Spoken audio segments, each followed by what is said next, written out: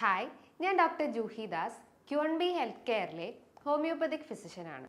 ഇന്ന് ഒത്തിരി സ്ത്രീകൾ പറയുന്ന ഒരു ബുദ്ധിമുട്ടാണ് പീരീഡ്സ് കറക്റ്റ് ആവുന്നില്ല, അല്ലെങ്കിൽ കറക്റ്റായിട്ട് ഒരു ഫ്ലോ കിട്ടുന്നില്ല. ആ ഒരു 28 ഡേയ്സ് സൈക്കിൾ അല്ല, അവർക്ക് പിന്നെയും ആ ഒരു സൈക്കിള് മുന്നോട്ട് പോയി പോകുന്നു. ബ്ലീഡിങ് ആയാലും ഹെവി ആയിട്ട് കാണിക്കുന്നു. ചില ആളുകൾക്ക് സ്കാൻഡി ബ്ലീഡിങ് ഉണ്ടാവുന്നു. ഇത്തരം പ്രശ്നങ്ങൾ ഇന്ന് ഒത്തിരി സ്ത്രീകൾ അലട്ടുന്നുണ്ട്. അപ്പോൾ എന്തുകൊണ്ടാണ് ഇങ്ങനെ പീരീഡ്സ് ഇറഗുലറായിട്ട് വരുന്നത്, എന്തൊക്കെയാണ് ഇതിൻ്റെ റീസൺസ് എന്ന് ഈ വീഡിയോയിലൂടെ നമുക്കൊന്ന് ഡിസ്കസ് ചെയ്യാം.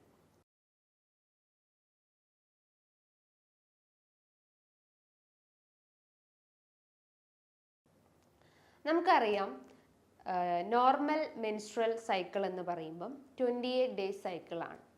അതിൽ ആദ്യത്തെ 14 ദിവസം എന്ന് പറയുമ്പം അതായത് ഓവറിയിൽ നിന്ന് ഓവം റിലീസ് ചെയ്യുന്നു, അല്ലെങ്കിൽ അണ്ടം റിലീസ് ചെയ്തിട്ട് വിത്തിൻ 14 ഡേയ്സിൻ്റെ ഉള്ളിൽ തന്നെ ആദ്യത്തെ ആ ഒരു 14 ദിവസത്തിൻ്റെ ഉള്ളിൽ നിന്ന് ആ ഒരു യൂട്രസിലേക്ക് അത് സ്പ്രെഡ് ചെയ്ത് പോകുന്നു, യൂട്രസിലേക്ക് എത്തുന്നു ആദ്യത്തെ 14 ദിവസത്തിൻ്റെ ഉള്ളിൽ. പിന്നത്തെ 14 ദിവസമാണ് അതായത് ഫസ്റ്റ് 14 ഡേയ്സിൻ്റെ ആണ് ഓവുലേഷൻ പീരീഡ് എന്ന് പറയുന്നത്. നെക്സ്റ്റ് 14 ഡേയ്സിലാണ് അത് ഷെഡ് ചെയ്ത് പോകുന്നത്. അതായത് എൻഡോമെട്രിയൽ തിക്കനിങ്ങിൻ്റെ ആ ഒരു ഭാഗം ഷെഡ് ചെയ്ത് അതോടൊപ്പം തന്നെ ഈ ഒരു ഓവവും അതിനോടൊപ്പം റിലീസ് ചെയ്ത് പോകുന്നു. ആ ഒരു നെക്സ്റ്റ് 14 ഡേയ്സിനുള്ളിലാണ് നമുക്കൊരു മെൻസ്ട്രേഷൻ സൈക്കിൾ കംപ്ലീറ്റ് ആവുന്നത്. ഇതാണൊരു നോർമൽ സൈക്കിൾ എന്ന് പറയുന്നത്.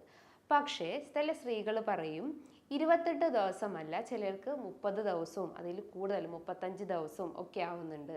അപ്പോൾ നമ്മൾ ശ്രദ്ധിക്കേണ്ട കാര്യങ്ങൾ എന്ന് പറയുമ്പോൾ, ഒരു 3 മാസത്തിൽ കൂടുതൽ നമുക്ക് പീരീഡ്സ് ഇറഗുലർ ആവുകയാണെങ്കിൽ, അല്ലെങ്കിൽ 3 മാസം അടുപ്പിച്ച് നിങ്ങൾക്ക് പീരീഡ്സിന് എന്തെങ്കിലും ഇറഗുലാരിറ്റി ഉണ്ടെങ്കിൽ നിങ്ങൾ ആദ്യം തന്നെ വയറിൻ്റെ ഒരു സ്കാനിങ് എടുക്കണം. അപ്പം നമുക്ക് മനസ്സിലാവും എന്തെങ്കിലും ഒരു എക്സ്ട്രാ പ്രശ്നങ്ങൾ, അല്ലെങ്കിൽ എന്തെങ്കിലും ഗ്രോത്തോ അല്ലെങ്കിൽ എന്തെങ്കിലും സിസ്റ്റിൻ്റെ പ്രശ്നങ്ങളാണെന്ന് നമുക്ക് ഈ ഒരു സ്കാനിങ്ങിലൂടെ മനസ്സിലാക്കാൻ പറ്റുന്നതാണ്. അപ്പം പ്രധാനമായിട്ടും ഈ ഒരു ഇറഗുലർ പീരീഡ്സിൻ്റെ കാരണങ്ങൾ എന്ന് പറയുമ്പം മെയിൻലി നിങ്ങൾക്കുണ്ടാവുന്ന ആ ഒരു സ്ട്രെസ് അല്ലെങ്കിൽ ടെൻഷൻ അല്ലെങ്കിൽ ആങ്സൈറ്റി പ്രശ്നം മൂലം നിങ്ങളുടെ ശരീരത്തിൽ ഒത്തിരി ഹോർമോണൽ ഇംബാലൻസ് വരും. നമുക്കറിയാം, ഈ ഒരു പീരീഡ്സ് അല്ലെങ്കിൽ മെൻസ്ട്രേഷൻ ടൈമിൽ നമ്മുടെ ശരീരത്തിൽ ഈസ്ട്രജൻ പ്രൊജസ്ട്രോൺ ഹോർമോൺ വേരിയേഷൻസ് നല്ല രീതിയിൽ നടക്കും. അപ്പോൾ അതോടൊപ്പം തന്നെ നമുക്ക് എന്തെങ്കിലും ടെൻഷനോ അല്ലെങ്കിൽ സ്ട്രെസ് പ്രശ്നങ്ങളുണ്ടെങ്കിൽ നമ്മുടെ ശരീരത്തിൽ എഗെയിൻ ആ ഒരു സ്ട്രെസ് ഹോർമോൺ ഉൽപ്പാദിപ്പിക്കുക, അല്ലെങ്കിൽ കോർട്ടിസോൾ പ്രൊഡക്ഷൻ അധികമാവും. അപ്പോൾ നമുക്ക് പിന്നെയും ആ ഒരു മെൻസ്ട്രൽ ഇറഗുലാരിറ്റി ഉണ്ടാവും. രണ്ടാമത്തെ ഒരു കാരണം എന്ന് പറഞ്ഞു കഴിഞ്ഞാൽ, അതായത് മുലയൂട്ടുന്ന സ്ത്രീകളിൽ, അതായത് ലാക്ടേറ്റിംഗ് വുമൺസിലൊക്കെ ഇത്തരം മെൻസ്ട്രൽ ഇറഗുലാരിറ്റി കണ്ടുവന്നിട്ടുണ്ട്. അതോടൊപ്പം തന്നെ ചില സ്ത്രീകൾ, അതായത് ഒരു അബോർഷൻ കഴിഞ്ഞിട്ടുള്ള സ്ത്രീകളിലും ഇത്തരം മെൻസ്ട്രൽ ഇറഗുലാരിറ്റി വന്നിട്ടുണ്ട്. ഇതൊക്കെ ഒരു അസുഖമായിട്ട് നമുക്ക് പറയാൻ പറ്റില്ല. ഇതൊരു ജസ്റ്റ് ഒരു കണ്ടീഷൻസ്, ജസ്റ്റ് ഒരു സിംറ്റംസ് മാത്രം, അല്ലെങ്കിൽ ആ ഒരു ഇറഗുലാരിറ്റിയിലേക്ക് ലീഡ് ചെയ്യുന്ന കുറച്ച് കാരണങ്ങൾ മാത്രമാണ്. നമുക്കൊരു അസുഖം എന്ന് പറയുമ്പോൾ എന്തെങ്കിലും സിവിയർ ആയിട്ടുള്ള എന്തെങ്കിലും പെൽവിക് ഇൻഫ്ലമേറ്ററി ഡിസീസോ അല്ലെങ്കിൽ എന്തെങ്കിലും അസുഖം ആണെങ്കിൽ നമുക്ക് ഇത്തരം ഇറഗുലാരിറ്റീസ് കാണപ്പെടാം. അതേപോലെ തന്നെ ഒരു 40 അല്ലെങ്കിൽ 45 വയസ്സ് കഴിഞ്ഞിട്ടുള്ള സ്ത്രീകളിൽ ഇതേപോലെ തന്നെ ഒരു ഇറഗുലാരിറ്റി കാണുകയാണെങ്കിൽ അവരെ ബോഡി ഒരു മെനോപോസ് സ്റ്റേജ് അറ്റൈൻ ചെയ്തിട്ടുണ്ട്, അല്ലെങ്കിൽ ഒരു പ്രീ മെനോപോസൽ സിംറ്റംസ് ആണ് ഈ ഒരു ഇറഗുലാരിറ്റി ഇൻ പീരീഡ്സ് എന്ന് നമുക്ക് പറയാം. അതായത് ആ ഒരു ശരീരത്തിൽ ഈസ്ട്രജൻ ഹോർമോൺസിൻ്റെ പ്രൊഡക്ഷൻ അവിടെ റെഡ്യൂസ്ഡ് ആവും. അപ്പോൾ കൃത്യമായിട്ട് ഓവുലേഷൻ നടക്കുന്നില്ല. അപ്പോൾ അതുമൂലം അവർക്ക് പീരീഡ്സിൽ ഇറഗുലാരിറ്റി കാണിച്ചെന്ന് വരാം. അതേപോലെ തന്നെ നിങ്ങൾ എന്തെങ്കിലും ബർത്ത് കൺട്രോൾ പിൽസ് അല്ലെങ്കിൽ ഓറൽ കോൺട്രാസെപ്റ്റീവ് പിൽസോ അല്ലെങ്കിൽ എന്തെങ്കിലും ഇത്തരം പിൽസൊക്കെ നമ്മൾ യൂസ് ചെയ്യുകയാണെങ്കിലും അതിൻ്റെ ഒരു ആഫ്റ്റർ എഫക്റ്റ് ആയിട്ടും ഇത്തരം പീരീഡ്സിൽ ഇറഗുലാരിറ്റി കണ്ടെന്ന് വരാം. അതേപോലെ തന്നെ നിങ്ങൾ കൂടുതലായിട്ടും വർക്കൗട്ട്, നമ്മളെ ബോഡിക്ക് എഗെയിൻ ആ ഒരു വർക്കൗട്ട് കൊടുക്കുകയാണെങ്കിലും അതിൻ്റെ ഒരു ആഫ്റ്റർ എഫക്റ്റ് ആയിട്ടും നമുക്ക് ഇത്തരം പീരീഡ്സിൽ ഇറഗുലാരിറ്റി എന്ന് വരാം. ഇനിയിപ്പോൾ ഞാൻ പറഞ്ഞു, എന്തെങ്കിലും ഒരു അസുഖം മൂലമായിരിക്കാം നമുക്ക് ഇറഗുലാരിറ്റി എന്ന് പറയാം. അതിൽ ആദ്യത്തേതാണ് നമുക്ക് PCOD, അതായത് പോളിസിസ്റ്റിക് ഓവേറിയൻ സിൻഡ്രോം അല്ലെങ്കിൽ ഡിസീസ് എന്ന് പറയുന്നത്, അതായത് ഓവറിൻ്റെ അകത്ത് ചെറിയ വെള്ളക്കുമിളകൾ രൂപപ്പെടുന്നത്. അതുമൂലം കൃത്യമായിട്ട് ഓവുലേഷൻ നടക്കുന്നില്ല. ഓവുലേഷൻ നടന്നാലും ഒരു ഇമ്മച്വർ എഗ് ആയിരിക്കും നമ്മുടെ ബോഡിയിൽ നിന്ന് റിലീസ് ചെയ്യുന്നത്.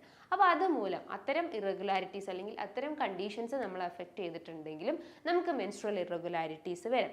അതേപോലെ തന്നെ മറ്റൊരു പ്രധാനപ്പെട്ട ഒരു കണ്ടീഷൻസ് എന്ന് പറയുന്നത് പെൽവിക് ഇൻഫ്ലമേറ്ററി ഡിസീസ്, അതായത് യൂട്രസിലോ അല്ലെങ്കിൽ നമ്മൾ ഫെലോപ്പിയൻ ട്യൂബിലോ ഓവറീസിൻ്റെ അകത്തോ എന്തെങ്കിലും ഒരു ഇൻഫെക്ഷൻസ് അല്ലെങ്കിൽ STD പോലത്തെ എന്തെങ്കിലും ഒരു ഇൻഫെക്ഷൻസ് ആ ഒരു ഓർഗൻസിനൊക്കെ ബാധിച്ചിട്ടുണ്ടെങ്കിലും ഇത്തരം ഇറഗുലാരിറ്റി അല്ലെങ്കിൽ മെൻസ്ട്രൽ ഇറഗുലാരിറ്റി സ്ത്രീകളിൽ കണ്ടെന്ന് വരാം. അതേപോലെ തന്നെ ഇന്ന് വളരെ കോമൺ ആയിട്ട് സ്ത്രീകളിൽ ഏറ്റവും കോമൺ ആയിട്ടുള്ള ഒന്നാണ് തൈറോയിഡിൽ ഉണ്ടാകുന്ന ഡിസ്ഫങ്ഷൻസ്, എസ്പെഷ്യലി ഹൈപ്പോ തൈറോയിഡിസം അതേപോലെ തന്നെ ഹൈപ്പർ തൈറോയിഡിസം കണ്ടീഷൻസിൽ. അപ്പോൾ ഈ ഒരു അസുഖം നിങ്ങളെ ബാധിച്ചിട്ടുണ്ടെങ്കിലും അതിൻ്റെ ഒരു കോംപ്ലിക്കേഷൻസ് ആയിട്ടും നമുക്ക് ഇത്തരം മെൻസ്ട്രൽ ഇറഗുലാരിറ്റി കണ്ടെന്ന് വരാം. അതേപോലെ തന്നെ അമിത വണ്ണുള്ള ആളുകൾക്ക്, അതായത് പ്രമേഹ രോഗികൾക്കൊക്കെ ആയാലും ഇൻസുലിൻ റെസിസ്റ്റൻസിൻ്റെ ഭാഗമായിട്ട് അല്ലെങ്കിൽ ഇൻസുലിൻ റെസിസ്റ്റൻസ് നമുക്ക് ബോഡിയിൽ വർദ്ധിച്ചിട്ടുണ്ടെങ്കിലും അതിൻ്റെ ഒരു കോംപ്ലിക്കേഷൻസ് ആയിട്ടും നമുക്ക് ഇത്തരം മെൻസ്ട്രൽ ഇറഗുലാരിറ്റി കണ്ടെന്ന് വരാം. അപ്പോൾ ഇത്തരം കാരണങ്ങളാണ് സ്ത്രീകളിൽ ഈ ഒരു പീരീഡ്സ് ഇറഗുലാരിറ്റി അല്ലെങ്കിൽ മെൻസ്ട്രൽ ഇറഗുലാരിറ്റീൻ്റെ റീസൺസ് ആയിട്ട് നമുക്ക് പറയാം. ഇത്തരം സിംറ്റംസ് അല്ലെങ്കിൽ ഇത്തരം ഇറഗുലാരിറ്റീസ് നിങ്ങൾക്ക് കാണപ്പെടുകയാണെങ്കിൽ നിങ്ങൾ എത്രയും പെട്ടെന്ന് തന്നെ ഒരു സ്കാൻ ചെയ്തിട്ട് അതിൻ്റെ പ്രോപ്പർ ട്രീറ്റ്മെൻറ്റ് സ്റ്റാർട്ടപ്പ് ചെയ്യേണ്ടതാണ്. ഒരു ഇറഗുലാരിറ്റി കാണുമ്പോൾ നമ്മൾ പെട്ടെന്ന് വെറീഡ് ആവാതെ നമ്മളെ ഡയറ്റും അതേപോലെ തന്നെ എക്സസൈസും അതേപോലെ തന്നെ നമ്മൾ ഉറക്കവും മെയിൻറ്റെയിൻ ചെയ്യാൻ ശ്രമിക്കുക. നമുക്കറിയാം അമിതവണ്ണമാണ് ഒരുവിധം എല്ലാ അസുഖത്തിൻ്റെ ഒരു മൂലകാരണം നമുക്ക് പറയാം. അപ്പോൾ ഈ ഒരു അമിതവണ്ണം കുറയ്ക്കാൻ വേണ്ടിയിട്ട് നമ്മൾ നല്ല രീതിയിൽ വർക്കൗട്ട് ചെയ്യാൻ ശ്രമിക്കുക. വർക്കൗട്ട് എന്ന് പറയുമ്പോൾ എന്താ, നമ്മൾ വെയിറ്റിനെ കൺട്രോൾ ചെയ്യുന്ന രീതിയിലുള്ള എന്തെങ്കിലും ഒരു ലൈറ്റ് എക്സസൈസ് ഫോളോ ചെയ്യാൻ ശ്രമിക്കുക. ഡയറ്റിലായാലും ഒരു മിതമായ രീതിയിലുള്ള ഡയറ്റ്, അതായത് കലോറീൻ്റെ അളവ് കഴിവതും കുറയ്ക്കുക, പ്രോട്ടീൻസ് അടങ്ങിയിട്ടുള്ള ഭക്ഷണങ്ങൾ എടുക്കാൻ ശ്രമിക്കുക, ഫൈബർ അടങ്ങിയിട്ടുള്ള ഭക്ഷണങ്ങളൊക്കെ എടുക്കാൻ ശ്രമിക്കുക. അതേപോലെ നല്ല രീതിയിൽ ഫ്രൂട്ട്സും വെജിറ്റബിൾസും കഴിക്കാൻ ശ്രമിക്കുക. നമുക്കറിയാം അവക്കാഡോ എന്ന് പറയുന്നത് സ്ത്രീകളിലെ ആ ഒരു റീപ്രൊഡക്റ്റീവ് ഹെൽത്ത് മെയിൻറ്റെയിൻ ചെയ്യാൻ സഹായിക്കുന്ന ഏറ്റവും ബെസ്റ്റ് ഫ്രൂട്ടാണ്. അപ്പോൾ അത് നിങ്ങളുടെ ഡയറ്റിൽ കൃത്യമായിട്ട് ഫോളോ ചെയ്യാൻ ശ്രമിക്കുക. ഇനിയിപ്പോൾ അയേൺ ഡെഫിഷ്യൻസീസോ അല്ലെങ്കിൽ കൂടുതലായിട്ട് എന്തെങ്കിലും അനീമിയൻ്റെ പ്രശ്നങ്ങളൊക്കെ ഉണ്ടെങ്കിൽ അതാദ്യം നമ്മൾ കൺട്രോൾ ചെയ്യാൻ ശ്രമിക്കുക. കാരണം ഈ ഒരു അനീമിയ അല്ലെങ്കിൽ നമുക്ക് ഹെവി ബ്ലീഡിങ് അല്ലെങ്കിൽ യൂട്രൈൻ ഫൈബ്രോയിഡിൻ്റെ ഇഷ്യൂസ് ഒക്കെ ഉണ്ടെങ്കിൽ അതുമൂലം നമുക്ക് മെൻസ്ട്രൽ ഇറഗുലാരിറ്റി ഉണ്ടാവും. അപ്പോൾ അതുമൂലം നമുക്ക് ഹെവി ബ്ലീഡിങ്ങിൻ്റെ ടെൻഡൻസി ഉണ്ടാവും, അല്ലെങ്കിൽ പീരീഡ്സിൻ്റെ ടൈമിൽ എക്സസ് ആയിട്ടുള്ള ബ്ലീഡിങ് ഉണ്ടാവും. അതുമൂലം നമുക്ക് എന്ത് സംഭവിക്കും, രക്തത്തിൽ അയേണിൻ്റെ അളവ് കുറയും, ഹീമോഗ്ലോബിൻ്റെ അളവ് കുറയും. അപ്പോൾ നമുക്ക് അനീമിയ അല്ലെങ്കിൽ വിളർച്ചയുടെ പ്രശ്നങ്ങൾ സ്റ്റാർട്ടപ്പ് ചെയ്യുന്നതാണ്. അപ്പോൾ നമ്മൾ ആദ്യം ആ ഒരു കോസ് കൺട്രോൾ ചെയ്യാൻ ശ്രമിക്കുക. അല്ലെങ്കിൽ അയേൺ ഡെഫിഷ്യൻസി ആണെങ്കിൽ അത് ആദ്യം ക്ലിയർ ഔട്ട് ചെയ്യാൻ ശ്രമിക്കുക. അല്ലെങ്കിൽ ഹീമോഗ്ലോബിൻ ഡെഫിഷ്യൻസി ആണെങ്കിൽ അത് ആദ്യം ക്ലിയർ ഔട്ട് ചെയ്യാൻ ശ്രമിക്കുക. തൈറോയിഡിൽ എന്തെങ്കിലും ഡിസ്ഫങ്ഷൻസ് ഉണ്ടെങ്കിൽ അത് ആദ്യം നമ്മൾ കൺസൾട്ട് ചെയ്ത് അതിന് പ്രോപ്പറായിട്ടുള്ള ട്രീറ്റ്മെൻറ്റ് സ്റ്റാർട്ടപ്പ് ചെയ്യാൻ ശ്രമിക്കുക. ഈ പറഞ്ഞിട്ടുള്ള കാര്യങ്ങൾ അല്ലെങ്കിൽ ഇത്തരം കാരണങ്ങളാണ് ഈ ഒരു അസുഖത്തിലേക്ക് ലീഡ് ചെയ്യുന്നത്. അപ്പോൾ നമ്മൾ ആ ഒരു കോസ് ആദ്യം ക്ലിയർ ചെയ്യാൻ ശ്രമിക്കുക. എന്നാലേ ഉള്ളൂ നമുക്ക് ആ ഒരു ഇറഗുലാരിറ്റി നമുക്ക് കറക്റ്റ് ചെയ്യാൻ പറ്റുള്ളൂ. ഇനി ഇതുമായി ബന്ധപ്പെട്ട് നിങ്ങൾക്ക് എന്തെങ്കിലും ഡൗട്ടുകൾ ഉണ്ടെങ്കിൽ താഴെ കാണുന്ന നമ്പറിൽ ബന്ധപ്പെടുക. നല്ലൊരു ഹെൽത്ത് ടോപ്പിക്കുമായി വീണ്ടും കാണാം. Thank you.